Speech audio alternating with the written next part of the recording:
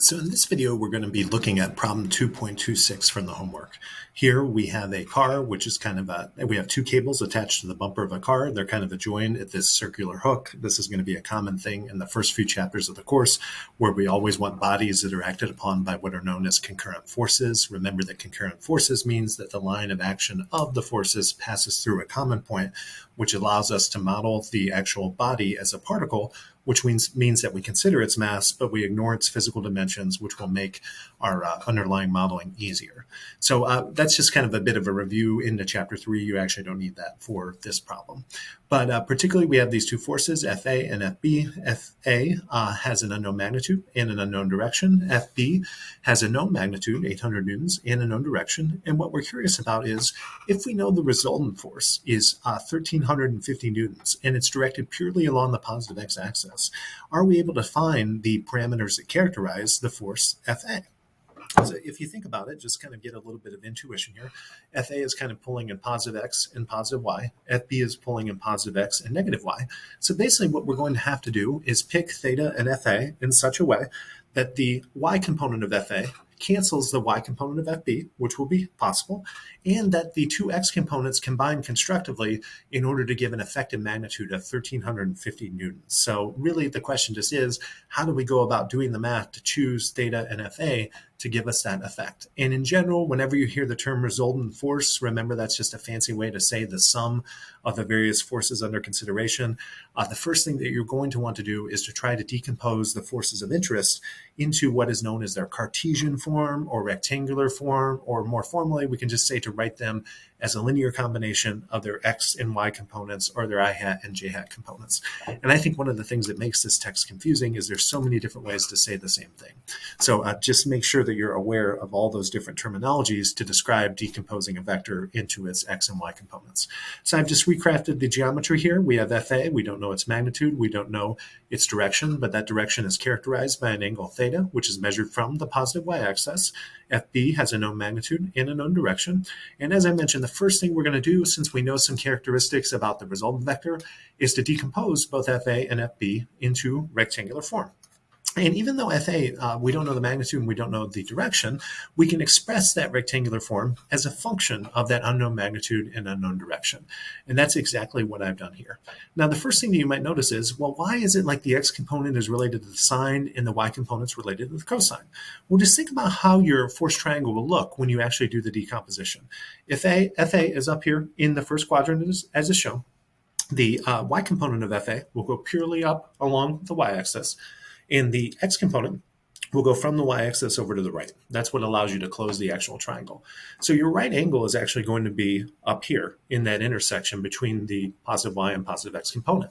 So for the angular description that we're given, theta, notice that the y component is actually adjacent to that angle. So I'm going to compute the y component by taking the magnitude of Fa, which I don't know, times the cosine of this angle, which I don't know. In a similar fashion, it's actually the x component that is opposite of this angle in this case. So that's why these are flipped. Just know that you can only take the cosine for the x component and the sine of the y component if you actually have an angle which is measured in the standard convention. And the standard convention would be from the positive x-axis with a counterclockwise positive.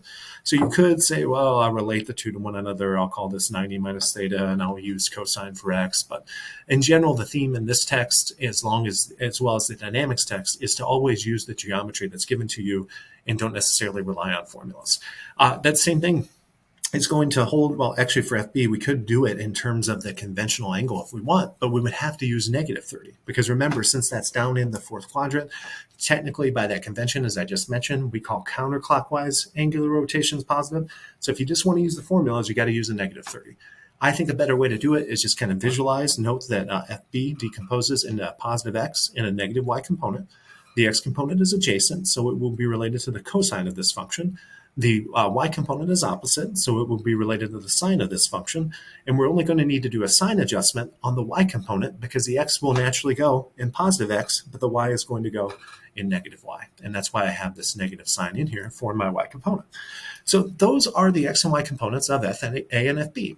Just to refresh again, what is the resultant vector? The resultant vector is nothing more than the sum of these two vectors.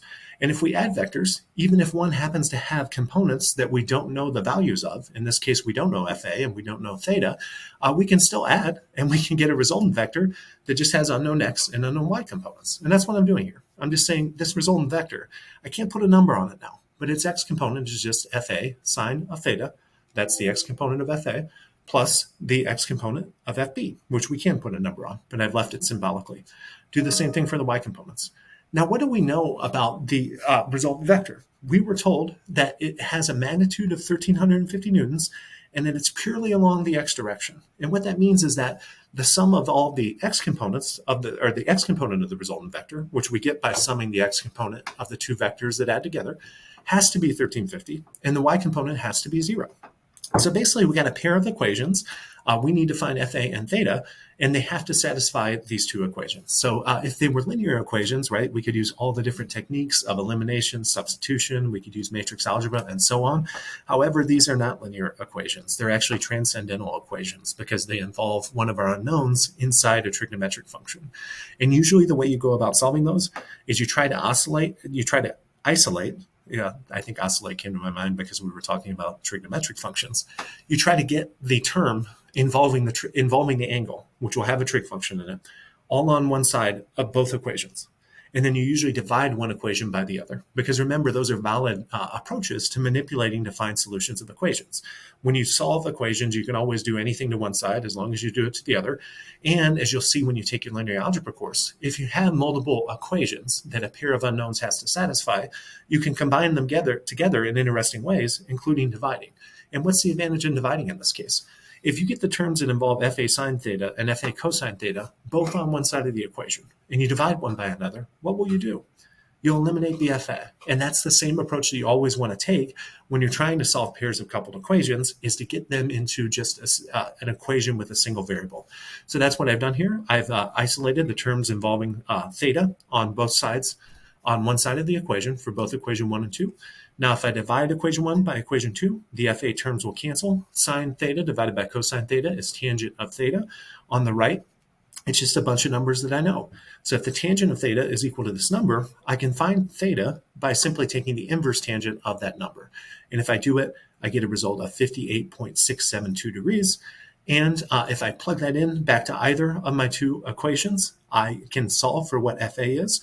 You notice I chose to plug back into 2 because equation 1, if I plug back in theta, I'm dividing this difference of two terms by sine theta. Equation 2 is just a little bit easier. Plug back in your theta, divide FB sine 30 by cos theta, and you should get that FA is equal to 769.3239. You'll notice in my solutions, I carry around all that precision. If I were doing this myself, I would just be using MATLAB or a calculator, and I would just store these intermediate calculations in memory.